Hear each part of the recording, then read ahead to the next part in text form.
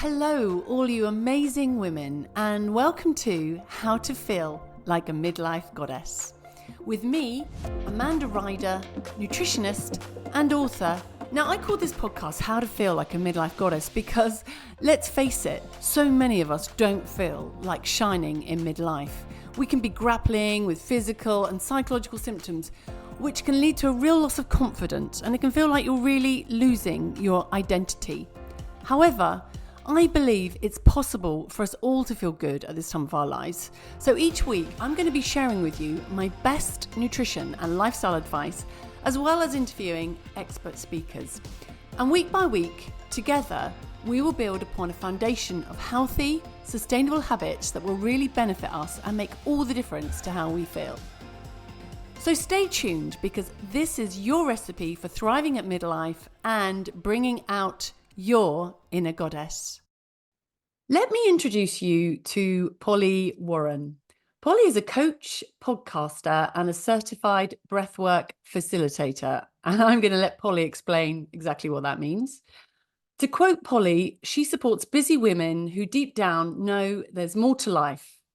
She's been working with women over 40, offering them a guiding light to help them transition through perimenopause. Not an easy task, as most of us know.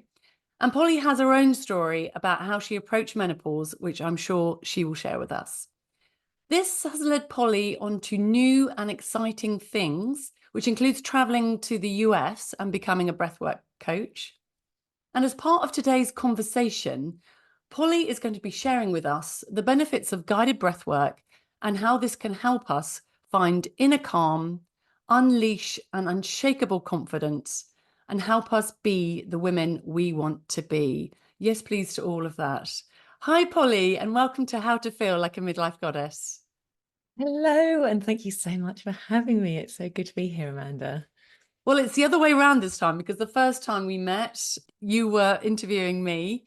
And I've got a lot to thank Polly for, because I was like, oh, I want to start a podcast and I'm a bit overwhelmed and I don't know where to start. And Polly really was very inspiring and gave me some top tips. And here I am. It makes me so happy because I remember so well that conversation we had. It was back last year in 2023. Yeah. And you were asking me lots of questions about podcasting. And it's just so wonderful to see someone who's thinking about it to actually doing it and being here and doing a brilliant job. So yes, Amanda, well done. So good. Thank you, Polly. Well, it's the ripple effect. And I remember listening to one of your podcasts and you were talking to, I forget the name of the lady now, but she was a life coach, and she was just talking about, the positive effect we can all have on each other, this sort of ripple effect. And that was very much an example. Yeah. So Polly, you reading, about you, I understand you had quite a difficult time in perimenopause. Can you share with us, a little bit about your journey? Yes, of course. So it's funny when I look back now, I'm actually so grateful for my experience of perimenopause because it really did change the course and the direction of my life. But at the time, I would not have said that because it was really not very pleasant. So for me, when I look back now, it probably started in my late 30s. I had my daughter when I was my third child when I was 37. And it was shortly after having her that I noticed that things were starting to change, although I had no idea what this was. But my moods were all over the place. I had no patience for my poor small three children. I think that was the main thing.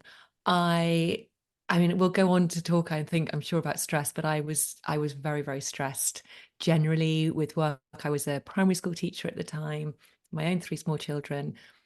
But I think what was really going on was my hormones were beginning to change.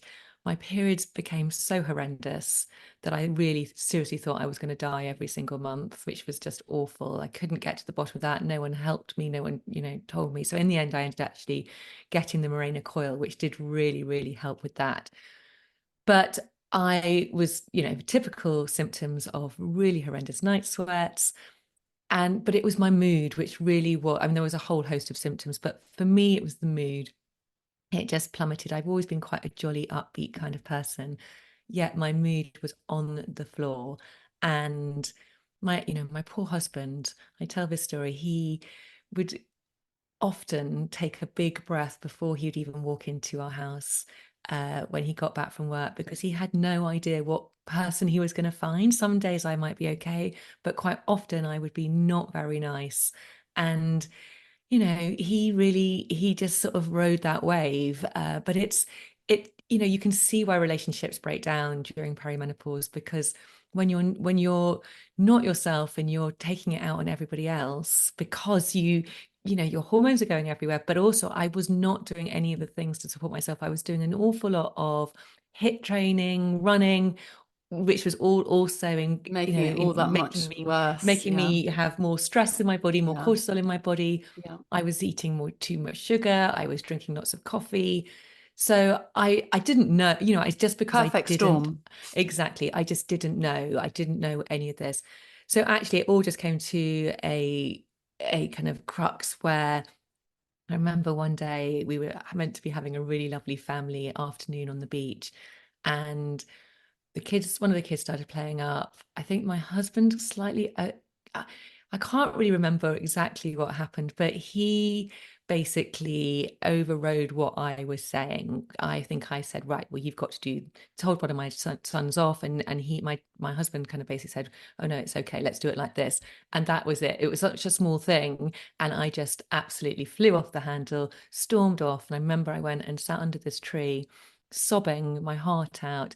And seriously, that was when I scared myself, because I had some very, very, very dark thoughts that the world would be a better place if I wasn't in it. And those dark thoughts, thankfully, were my wake up call. They weren't so bad that I was going to do anything about it. But actually, I was like, there's something not right here. So actually, before all of this, I had been to my GP. The GP had done the usual thing, sent me away with antidepressants, told me that I was, I don't even think I'd ever heard of the word perimenopause. I thought menopause was for women much, much older than me. So when I was having these very dark thoughts, I went back. Nothing really happened again. You're too young for So how menopause or old anything were like you at this that. point, Polly? So I was early 40s. I was about 42 at this point, 42, 43. I had been really suffering for about 4 years, and doing what a lot of women sadly do, is just like trudging on. Didn't talk to anybody about it. I didn't even know what it was. And I felt like I didn't want to moan about myself. So I put a smile on. I went to school, I was teaching, I was managing, but I was deeply unhappy, deeply unpleasant to live with. Um, and it really was only when having these dark thoughts, I opened up to a friend of mine. And it was only in that conversation she said to me, Polly, I think you are perimenopausal. And that was the first time I heard that word. I was like, what? And she had been going through something similar, and she had been to see a private doctor actually, and had been prescribed HRT. Anyway, she basically told me everything about it. I came home, I started to Google, found all this information about perimenopause, and that it was possible to be perimenopausal. It was what happens before menopause in your 40s. And that was what completely triggered me massively to have this massive turn in direction. So at the time, I was a primary school teacher. And then actually, I did go on to have my own tuition business, but it sowed the seed because I was so pissed off that I didn't know about this thing called perimenopause. It was like, how can I not know about this? I'm an educated person, and I don't know that this thing exists, and yet it affects every single woman. This is ridiculous. So I was so enraged that I thought I had to do something about it. But at the same time, I was also incredibly relieved, because I honestly thought I was going mad. So I was relieved and determined that I was going to do all that I could to sort myself out and to feel better. And for me, I didn't really at that point want to take anything. I didn't want to take anything although I did go on HRT at some point, but I wanted to see what I could do myself. So I completely changed my diet to eat many more whole foods, loads more fruit and veg, much more protein, all the things that which you talk about. I really looked at how I was exercising, so I reduced Yes, I was going that, to ask, did you continue with the HIIT training and very lowering the sort of high intensity cortisol. stuff? I went really big time into strength training, Yeah. actually. I now do, I brought some more of the sort of high intensity stuff back in, but I still do a load of strength training, but I really calmed all of that down. And a big thing I've learned along the way was stress. And I think stress sometimes doesn't get talked about enough. For me, this has been such a big part of it all because I did all of those things initially, just the diet and the exercise. I eventually went on HRT, and I felt so much better. I started my podcast because I wanted to Yes, find tell us other. quickly, because I mentioned that you're a podcaster, but I didn't mention the name Metamorphosis. Yeah, Yes, just well, it started out as the Positive Perimenopause podcast, and then I kind of it morphed into Metamorphosis. The purpose of that podcast was I wanted to speak to other professionals in this sort of wellness space, particularly in the menopause space, and learn from them different ways of managing perimenopause symptoms and finding ways to feel as good as you possibly could, which wasn't just HRT, because I felt like there was like then because there was the Davina effect. And this was sort of before and after and during this whole when I was looking into it. But I felt like everything about HRT was to do with, I mean, everything to do with menopause was to do with HRT. And I was discovering that there was so much more to it than that. And so that's what inspired me to start the podcast, was to talk to other people and find other solutions so that other women could then pick and choose what works for them, because we're all so unique, we're all so different.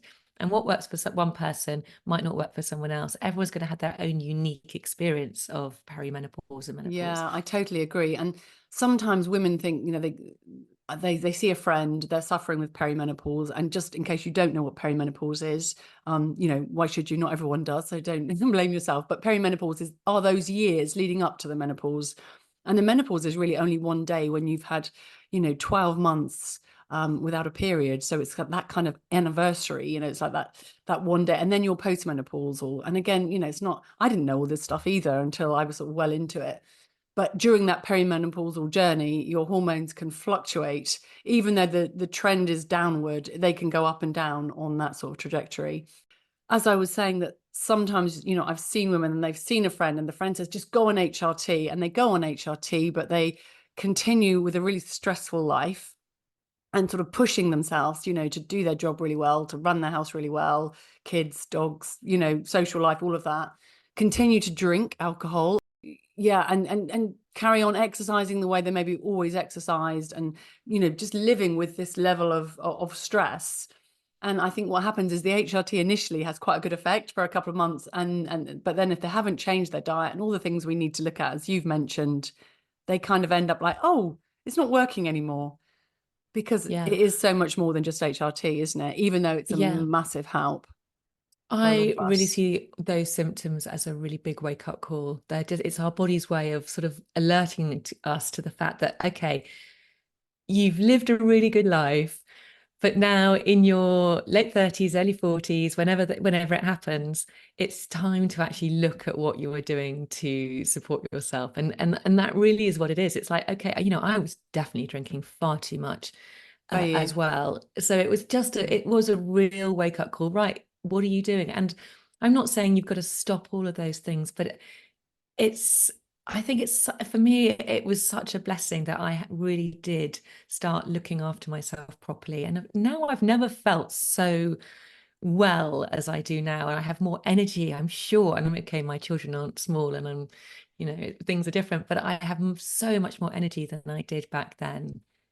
So Yeah, it's it's totally worth worth doing. the Yeah. it's worth the reflection and the changes. And I would agree. I feel really good. And if I do feel really tired, I give myself space and time to relax as much as I can with my work schedule. Obviously we all have to work, don't we? But I wouldn't keep pushing through, whether that's a social event or taking on too much work. Every now and again, I have to reflect and say, that's not making me feel good.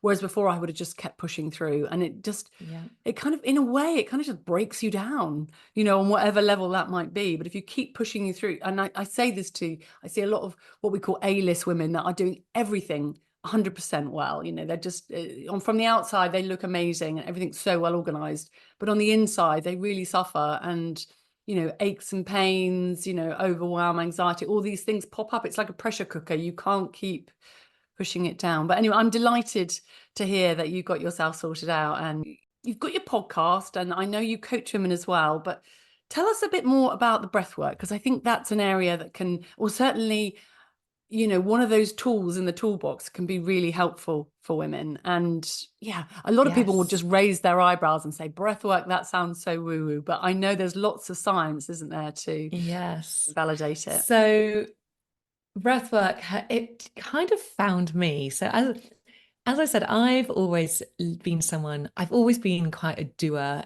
as I've gone through life. I've always found it difficult to sit still, and I like to do stuff, and I think that's fine. I like being busy. But what I realized is, particularly as I kind of went through this perimenopause journey, I there was more to it. I thought I'd got myself totally sorted out. There was kind of more to it than that. I realized that I was very much just kind of living life in a way there on autopilot. I wasn't really very connected to who I was. I kind of like to call it a robo stress mode. We're all going through life living a little bit like robots on autopilot, but we've also got this constant level of stress going on at all times. So we're all on high alert. And what breath work has done for me, it has really firstly, it allowed me to really see that, but it has really allowed me to calm my nervous system from this state, which I think I've been in for years and years and years, this state of just constant high alert, which my body was so used to, because I think we all are so used to it. We're just doing all the things. But when we can tap into the breath, it really allows us to signal to our body that actually it's okay to let go of that, and actually to be able to shift it back into its kind of homeostasis, into its natural state, so we can shift over to our more relaxed state. So basically, just very quickly, we have our autonomic nervous system, which we've got our stress state on one side, so the sympathetic, and we've got our relaxed state, our rest and digest, the parasympathetic, on the other side. The majority of us in this busy climate in which we live, we hang out in the sympathetic side of our nervous system, even if it feels like, it's low grade, but we are hanging out in that. Our bodies are not designed to be hanging out in that. There are so many physical, emotional issues when we're stuck in that. And when we're stuck in that, our breath changes. So we start to breathe in a shallow way. We overbreathe. We have more breaths per minute. And when we breathe in that way, because it's like a feedback loop, that then sends signals back to our brain and our nervous system that we are in a state of stress. So we stay in that stress state. And when we stay in that stress state, our breathing continues in that shallow way. So it's kind of this constant loop. We can try and think our way out of this stressed state. We can try and sit in meditation. We can try and think our way out of it. But I don't know about you, that is really damn hard to think our way out of it. Our minds are, my mind is just so busy, and it's really difficult. So what we can do, and a really fantastic hack, but it's kind of a doable thing you can do, is to use your breath. So we can change the way that we are breathing, because when we change the way that we're breathing, if we slow our breathing down, for example, it sends a signal up to your brain, you are safe, you are okay. And that then tells your body that you're safe. And then it can switch you over back into that parasympathetic mode and you return to that homeostasis. It's kind of like a fast track way to change your state. So we can change from stress by doing some nice slow breathing, some long exhales, for example, and become more relaxed. But we can also, it can be used the other way. If you're feeling, for example, very lethargic, you're a bit depressed, you haven't got any energy, we can do a breath pattern, which is a bit more activating. And that can actually stimulate us and kind of put us a bit more into that sympathetic state and then give us that energy. There are breath patterns to give you more focus, for example. So that's what I call kind of breath work to help us regulate our states, to change our state.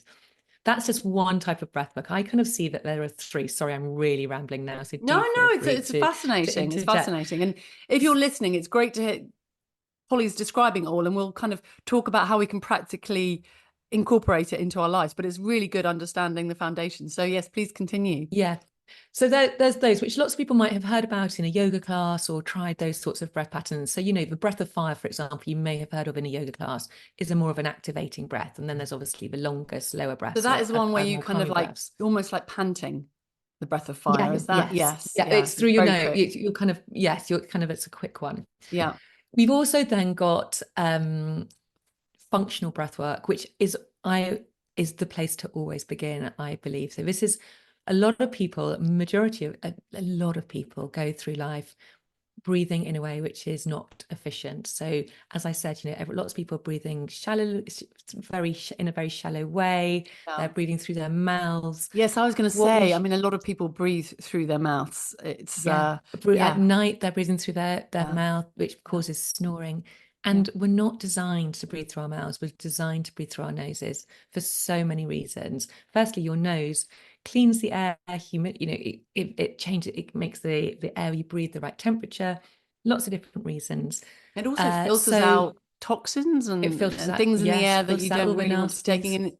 Not, and that doesn't happen through the mouth. It's only happening when you No, it's all breathe through through the your nose. nose. Yeah, So fascinating. we can do, so this is another thing which I teach, is that we can, and it doesn't take very long to retrain yourself to breathe more efficiently.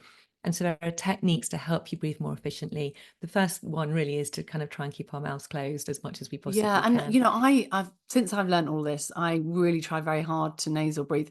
And I used to get mouth ulcers all the time. And you think me, nutritionist, with all the things that I have at my disposal and my understanding, I tried everything and followed all the science and still had mouth ulcers now and again.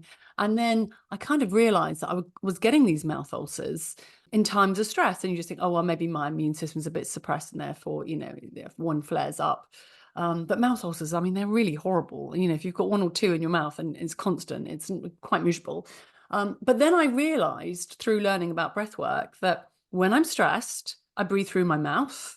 I breathe Mm, shallowly, like you were describing, sort of, in the upper part of my chest rather than down deep into my belly. But it was, I'm sure it's the mouth breathing that because I'm so, I'm up in my head and I'm stressed and I'm not thinking about anything and I breathe through my mouth and that changes the pH, yes. of my mouth, and then I'm more susceptible to a mouth ulcer. Yeah. And since I've known that, I hardly get any these days. And I'm, working all the time on thinking, oh, I have my mouth open then.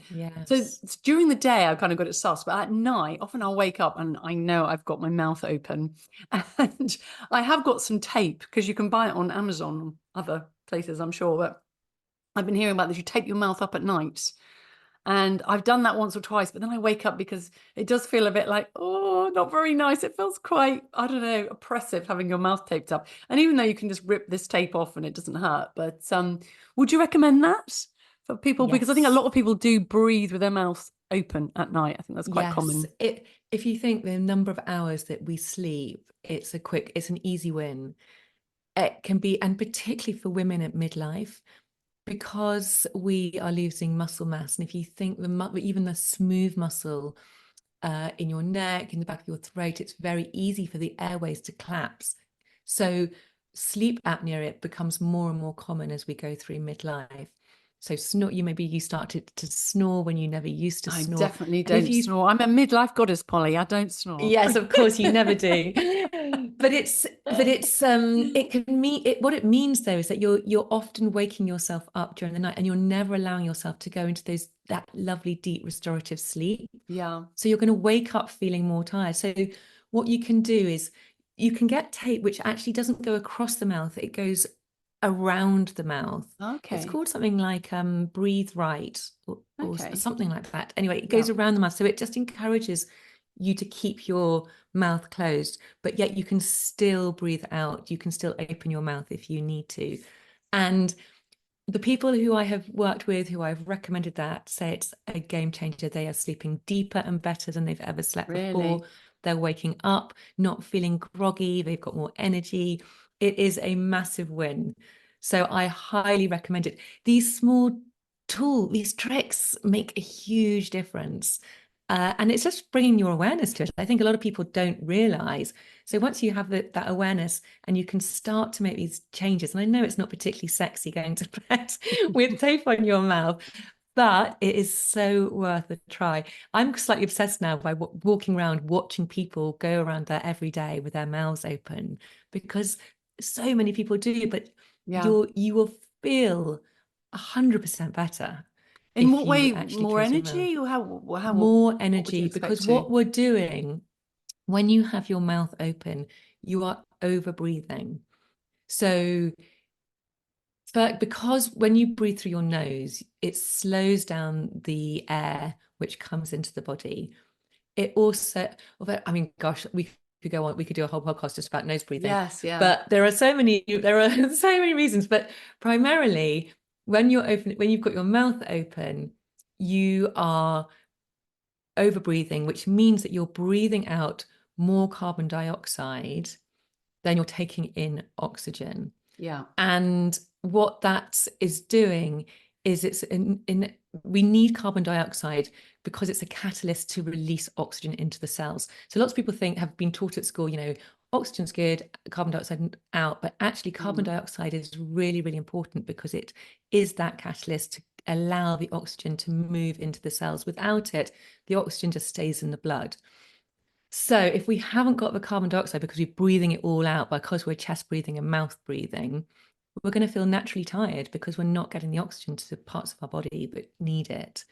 So yes, closing our mouth is really, really And do you important. have any tips? I mean, I see so many women, and they come with their symptoms, and I have like a symptom checker, and I'd say, in perimenopause and postmenopause, probably 70% of women will say they're tired or Yeah. extremely tired, fatigued. So that would be a really useful tool to Yeah. get them to nasal breathe. But any tips, because it's one thing knowing what you're supposed to be doing, it's something else doing it. And obviously, if you've been mouth breathing for a long time, it's probably quite hard, isn't it, to make that transition to nasal breathing? Have you got any sort of Yeah. top tips that we can use to ensure we are nasal breathing? So awareness is everything. So set an alarm on your phone to go off frequently every hour. Just let it vibrate. Oh, that's a good Just catch idea. yourself. Yeah. How are you breathing? Are you breathing through your nose, through your mouth? If you're through your mouth, close your mouth. So it's just bringing that awareness to it. You can also, I mean, I would highly recommend taping your mouth at night because that's going to just start to create that neural pathway in your brain that actually we need to keep the mouth closed. I would And does that also take a long say there time, are do you think, to actually make that transition at night? So you've got the tape. Do you have to wear the tape forever, or do you sort of make that I think, shift? And well, I think it's until you feel confident that you're not going to open your mouth. yeah, It's like all these things. It takes time, it takes practice, it's a commitment. But I think if you experience, I think it's just a very easy, quick way get that get that win because as you say, there's so many different variants to why you might be feeling lacking in energy, and it is going to be food, it is going to be moving your body, it's stress. But breathing is one of those things which just has gone very much under the radar. And actually, if you think about it, it is the source of everything. If without, it's how we Without go breath, you're about no our longer day. here. I mean, it's Yeah, crucial to, exactly. yeah. And how we breathe. We were born to breathe through our noses, deep, softly, gently. And because of modern day life, that has changed to much more shallow, very fast, very quick. So if we can just try and revert back to how we're meant to be breathing, it does really affect every part of your well-being. And that's just like the basics, fundamentals. And then it's going to also help you in things like exercise, how you're moving. If you're more in control of your breath, you're going to be able to push yourself harder. But it affects you. How we think and feel is connected to how we breathe. So if we're breathing, as I said before, in a shallow way, we're going to be feeling stressed. But if we're breathing in a way which is calm and it is deeper, then we're going to be feeling calmer. We're going to be feeling more in control. So it's not just a physical thing, it's an emotional and psychological thing as well. Yeah. So that's the functional breathing. And then there's a third strand of it, which is the breath work people might have seen on social media, the one where people are having big emotional releases, which is which is kind of known as conscious connected breathing, which is probably the one you should go to once you've got your functional breathing sorted. I think the problem a lot of people have is that they go to that sort of the conscious connected type of breath work when they haven't really explored I how mean, I they're. have heard some real horror stories, over the last couple of years. Now that my senses are open to breath work and understanding that there's so many amazing advantages to it, and it's all evidence based, and all the stuff we were taught, like breathing into a paper bag when you're anxious, it's all so horribly wrong, isn't it? But and holding your breath, like all that kind of stuff. And we'll talk a little bit about the techniques of the breath work to get started. People sometimes just start straight away, and they'll go to a class, and I've heard a couple of people tell me this. They've gone to a class and they've worked with a coach, and they've been holding their breath and breathing out and breathing in fast, and all this stuff going on, and like this is a whole sort of half an hour, 40 minutes of the quite quick breath work. And then their hands have got really, like, their fingers have, kind of, they're like claw-like fingers that they can't release. And it just sounds, oh my goodness, how did that happen? Can you what's happening there? Yes. Okay, so I don't know if I've explained so that for those who are listening, but basically yes, people's hands so have got into a, yeah. it's called tetany. That's called Okay. tetany when that happens. So those classes, which I also do facilitate and I teach, you have to be very careful who you go to and where you go to. And as I said, I honestly wouldn't do one of those classes unless you know how you are breathing just naturally in everyday life. If you are a very anxious person and your nervous system is very much in the sympathetic state, going to one of those sessions straight off the bat could do you more damage. And that's probably what you've experienced from your friends, because what you're doing in those conscious connected breath sessions, you're hyperventilating. So it's kind of like Wim Hof style breath work. And I'm not saying that it's terrible at all, because I teach this as well, but it's about going to someone who knows what they're doing. So because if you go to one of these sessions, it can actually trigger trauma, although it's kind of, they're there to kind of get rid of trauma. So Okay. I'll explain why. What you're doing in those sessions is that you are hyperventilating, you are over breathing. So you're basically breathing often through the mouth, in and out through the mouth. And when you're doing that, you are putting yourself into a stressful state. Your body's going into that sympathetic mode. You are releasing Feels loads under and danger, loads of carbon dioxide. I was Yes. just going to say, So so you're the body getting, feels like there's danger, and it's in that yes. sort of So your body state. feels Yeah. like there's danger. So if you are someone who's already in a heightened state of stress, it can actually make things a lot worse. So you're letting go of a load of carbon dioxide as you're over breathing. So when we let go of a load of carbon dioxide, you're changing the pH of your blood. your body's overcompensating. So that is why we get those claw-like hands, the tetany, because kind of your body's kind of free, if you think your body's kind of going, okay, there's no oxygen going to that part of the body because I'm going to send it up to the brain because that's the most important place to put it. So you can feel really, really lightheaded. You can get real tingles, and you can get changes of temperature. So all your body starts to change. The physiology of your body starts to change. You also can go into different states of consciousness, and this is where people do have real emotional releases and can have some incredible experiences. I myself have had some really incredible experiences. I've also had some really horrible experiences as well. With stuff sort of coming up. So when you're doing those sorts of sessions, it is very, very important that you go at your own pace. You have someone who's facilitating, who is helping and guiding you to go at your own pace. Never force anything which doesn't feel right and which you're not ready to do. Having said that, they can be really, really powerful, and you shouldn't be getting the tetany, by the way. If you're in a good class, you shouldn't get that. But it can be very powerful, and it can be a very powerful way to really connect to you. And it all sounds very woo, and it is a little bit woo, but actually, yeah, it can be really beautiful and really, really magical. So what I've got from it all, from all of this breath work, is that there are so many different tools with it, but ultimately it has really allowed me to be able to find a real sense of calmness, of calm clarity, of spaciousness within me. And I think this is what was lacking through so much of my life. And even when I kind of went through perimenopause and I found all the tools for the diet and the exercise, what I hadn't really appreciated was the importance of finding a connection with who you really are. I was always worried about what other people thought. My confidence was incredibly low. But when you can use breath work in a way which helps you to fully calm yourself, to go inwards, it's a great way to go inwards and create, as I said, that space.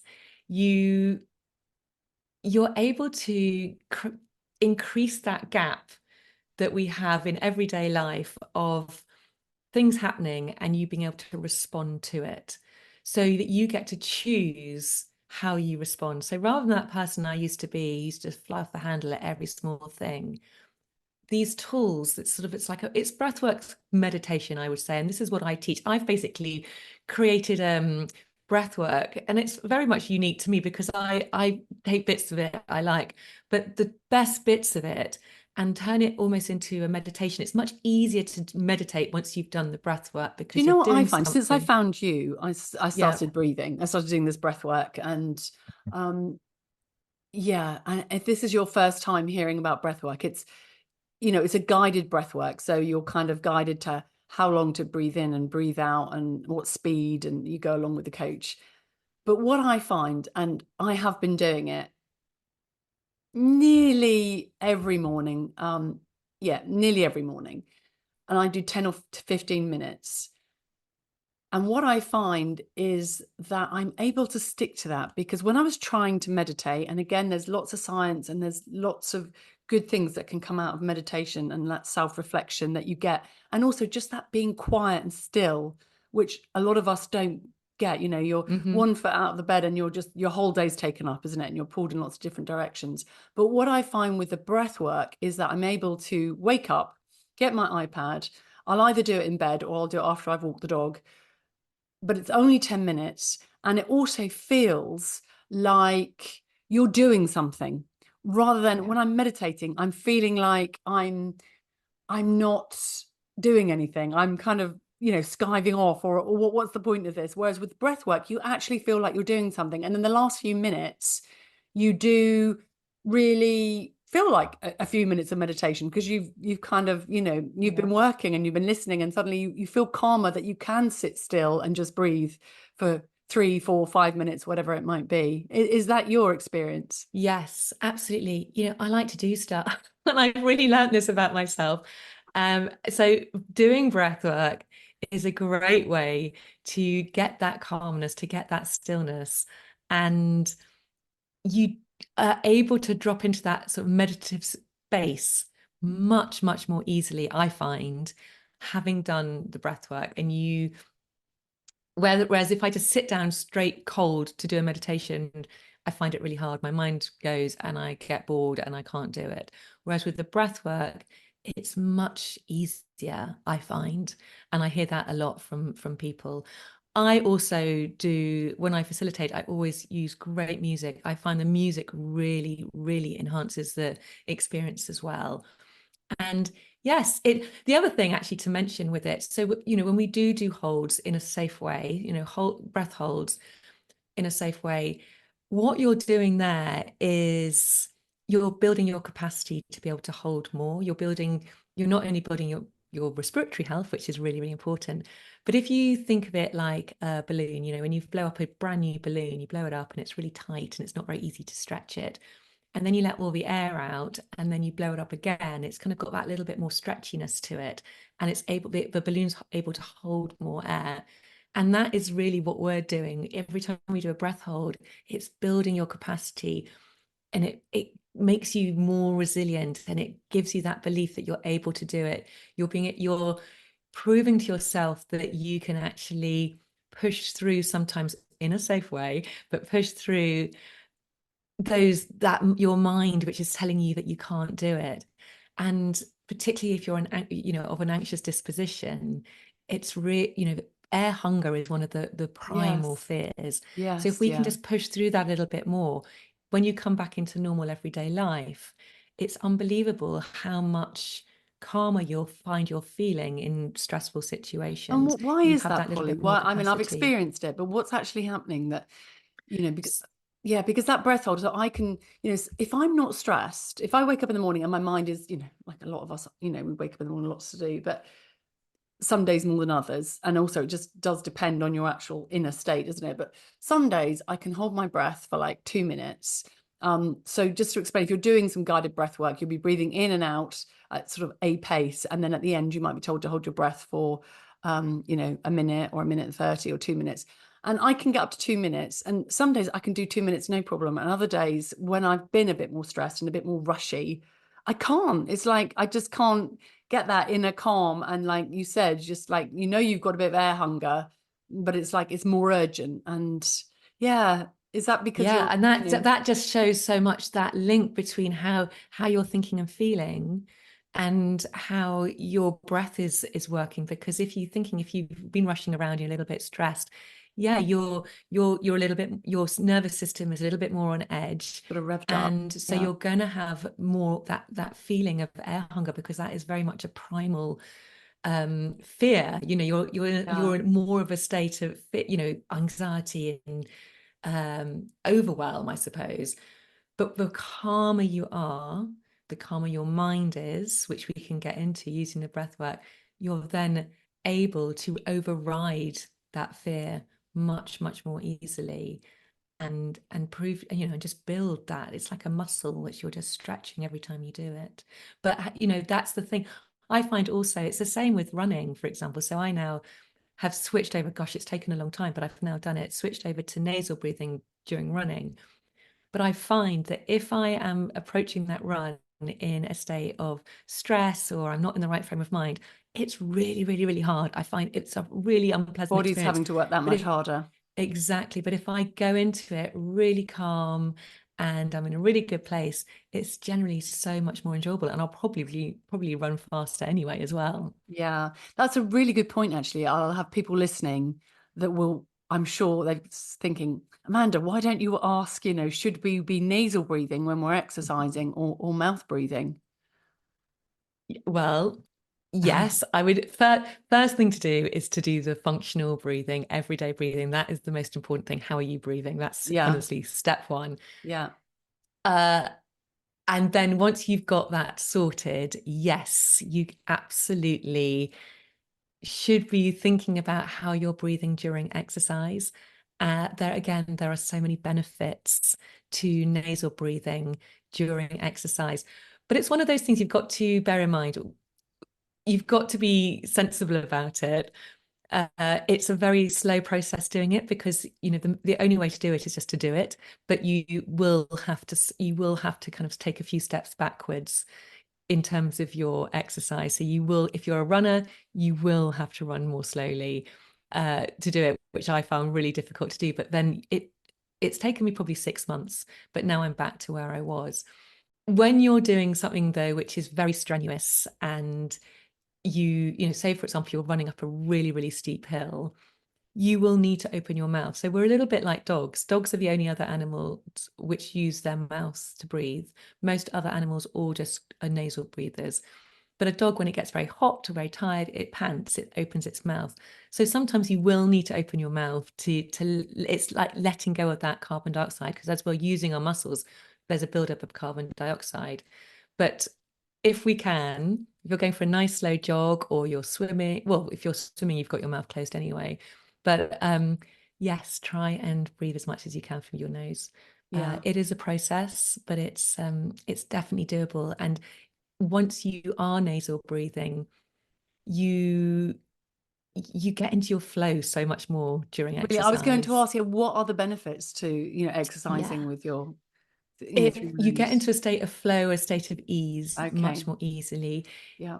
You are not, if you do a lot of exercise and you're constantly breathing through your mouth, there is actually a thing, particularly with endurance athletes, called it's like a bronchial condition, because you're constantly aggravating your airways, so they become Wow. inflamed. That's so So interesting because I cycle.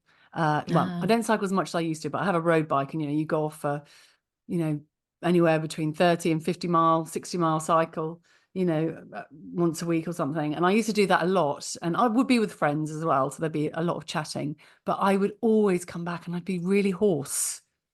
And I'd always put it down to the chatting.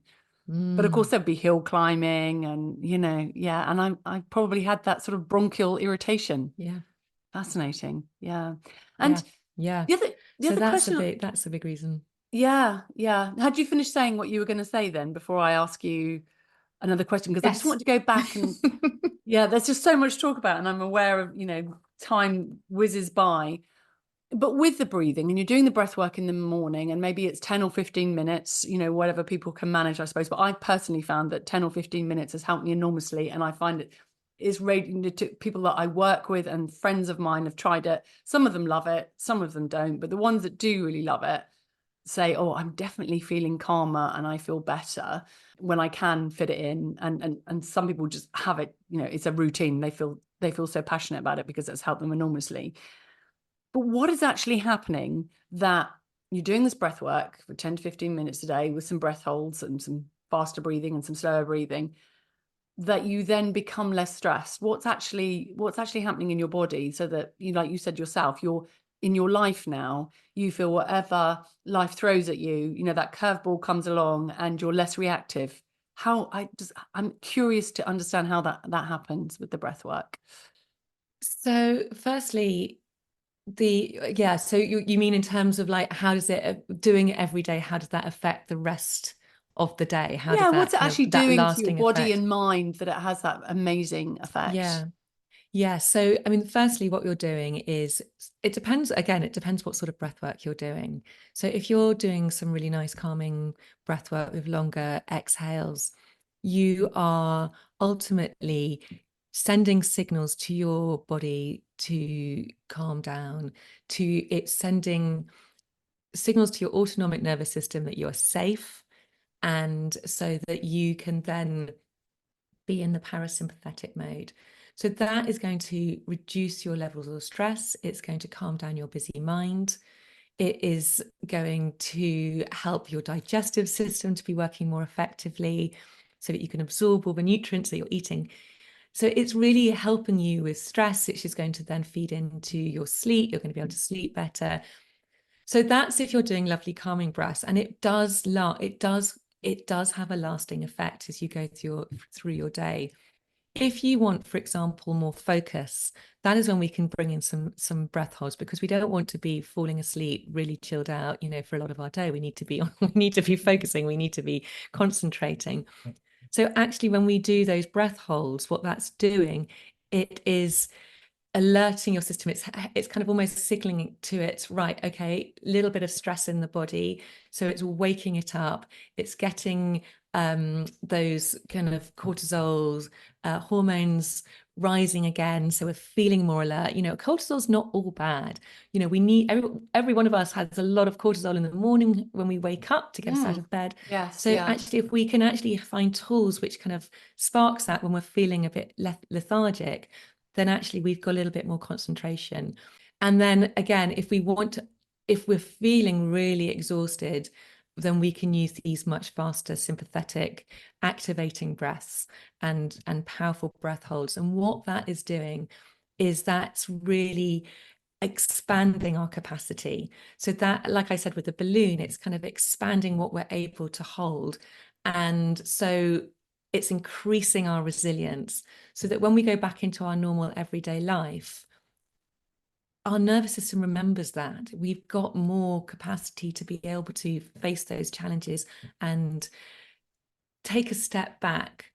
But also, when we're in those breathwork sessions, we're going inwards. We've got that awareness of how we are feeling. Most of us go through everyday life with no clue really how we're feeling. We're too busy to stop and notice. But when we're actually doing practices like breath work, it's an opportunity to actually stop, notice what's happening in the body.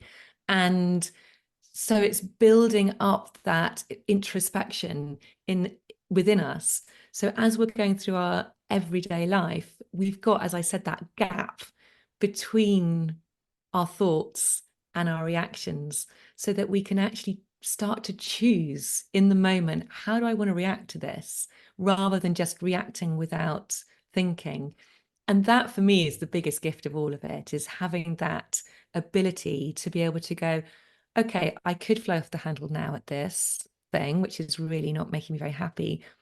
But because I've got these tools, because it's now such a practice and it's so embedded in me, I'm able to take a breath and just choose, okay, that I can choose a better option. I don't have to react in that way.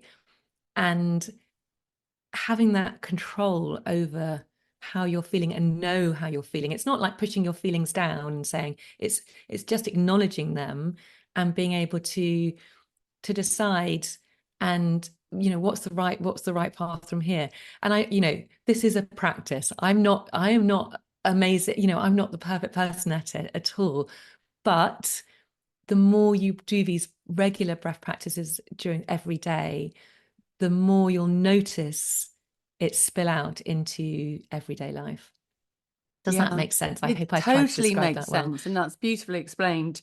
And my own experiences, I was talking before about, I've always wanted to meditate and I can never manage it for, longer than a few weeks, and I kind of give up. But with the breath work, I personally find that when I'm breathing, because I'm focusing on the breathing guided breather session, so I'm focusing on the technique and listening to the in and the out, and trying to keep up with that stops my mind worrying, which is really good. And so I'd say to anyone, if you haven't given it a try, don't just write it off. It's so powerful. And even if you just have 10 minutes where you're not worrying about your to-do list, that's probably doing you so much good, isn't it? And also, just to say as well, so when you're meditating, you're very much in your head. When you're doing breath work, you're actually getting into the body. You're unhooking your mind. And when we can get into the body, it's amazing how your mind kind of unhooks itself. So it's much easier. And that is when your body has so much intelligence, which we aren't aware of.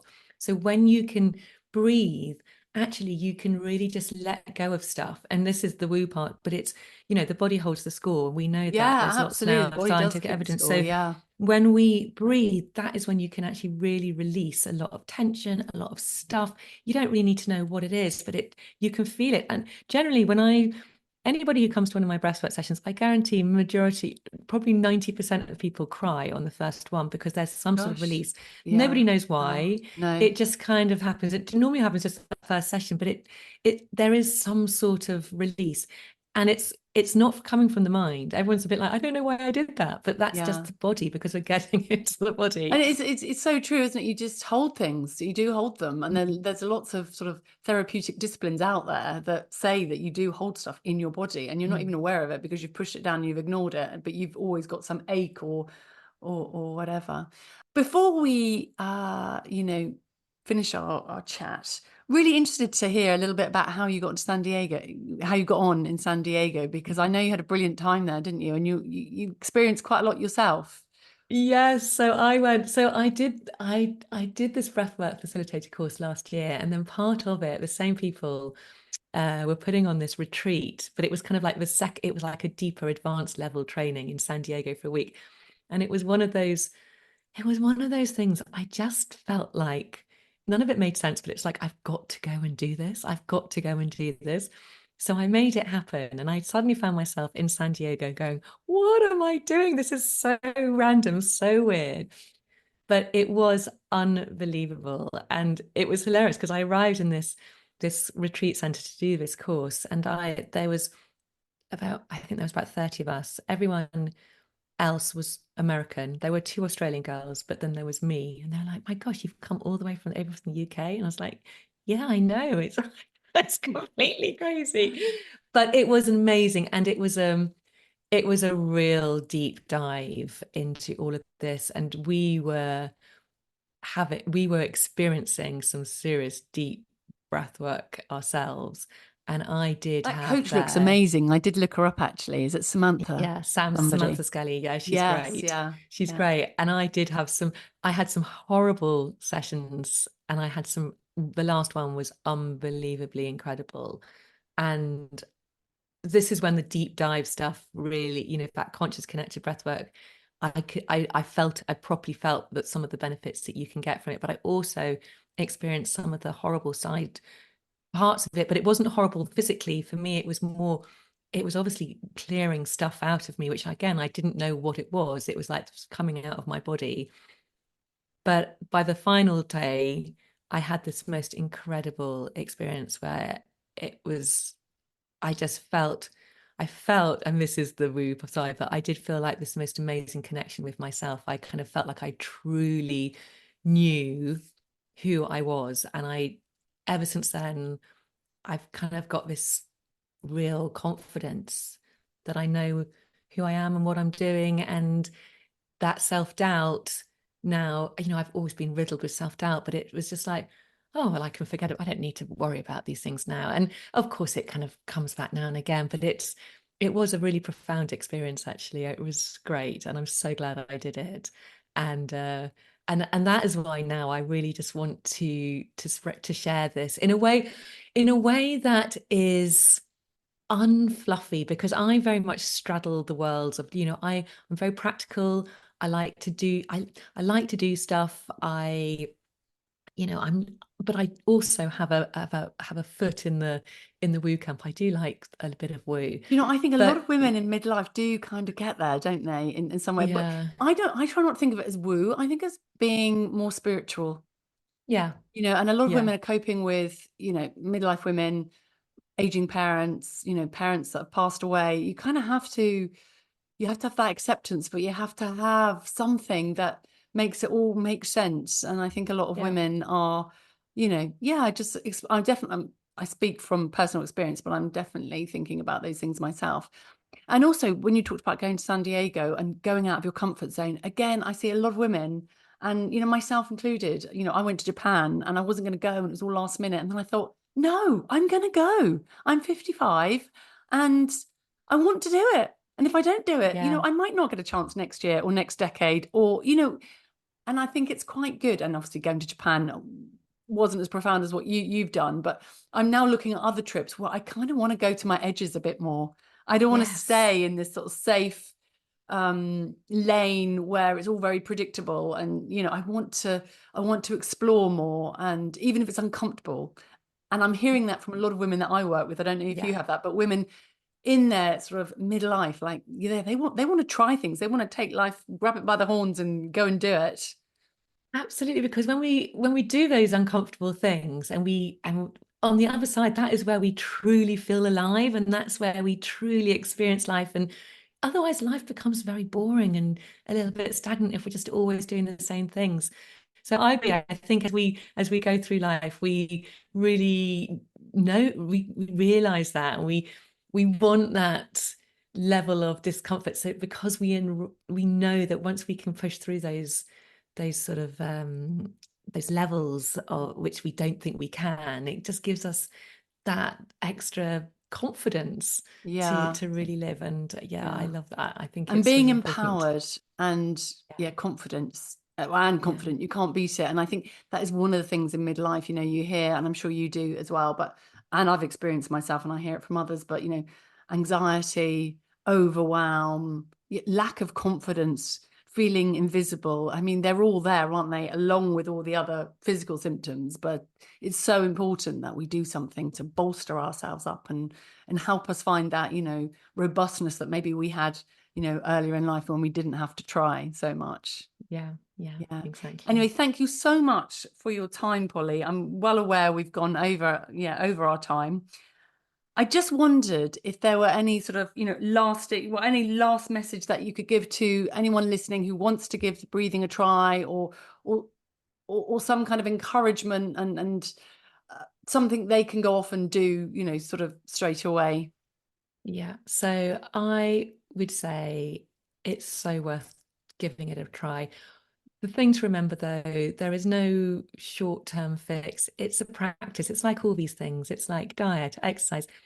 You've got to decide, is it something you really want to make part of your day? Do you want to make it part of your life? It may not be for you. It might be. You might already be a meditator. But if it is something you want to try, it's about finding ways to make it really sustainable. So if you're interested, you can come along. So at the moment, I've got a membership where 3 times a week, 7:30 a.m., Monday, Wednesday, Fridays, I do a breathwork session. I run a breathwork session online. You can do it in your bed. You can do it from anywhere. And it's about 15 to 20 minutes. And we do lots of different breathwork patterns, and it's all to music. And it's a really lovely way to start I've done it, your Polly. day. It's really good fun. I did it when you were doing the free sessions, and that got me into breathing. Yeah, it's so great. brilliant. So if any of your listeners want to come and have a free trial of that, just maybe I'll give you a link. Maybe we could put a Yes, link please. in the I'll show notes. put the link in the notes. They're very welcome to come and give one a go and see if it's for them, because it is a practice. It is something which, I hear a lot of, oh, I really want to do it, but I can't fit it in. So it's about committing. It's like, yep, right, I'm going to do it every morning, or even, even 3 times a week. So, and it is, yes. it sounds, like, oh, I'm committing to this breathing, but it's like 10 minutes, 3 times a week. Who hasn't got 10 minutes, 3 times a week? You've got to make time for it, haven't you, and prioritize yourself. And it sounds like you've very much done that through this whole perimenopause or menopausal journey. You've kind of really looked within, and it's really great to see that you have come through it and you're doing so well now. So I think that's quite inspiring to other women. Oh, thank you so much. Thank you. Gosh, I feel like I've really gone on about it. I hope I've made sense. Oh, no, absolutely. And I think this podcast will be really interesting to a lot of my listeners. So thank you, Polly. Thank you so much. It's been really wonderful to speak to you, Amanda. Thank you. I love what you're doing. So yes, thank you. If you'd like to find out more about my approach, you can find me and lots of my simple, nutritious recipes demonstrated on Instagram at Amanda Ryder Nutrition, and that's Ryder with a Y. Or you can visit my website, www.amandaryder.co.uk. Or if you like a copy of my book, Feel Good for Menopause, you can find that on Amazon. And of course, if you enjoyed this episode, I would really appreciate it if you could like, follow, or click the subscribe button. It will really help me grow the podcast and keep me going. So thank you.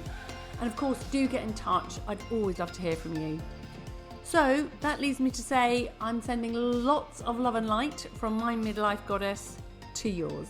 See you next week. Bye for now.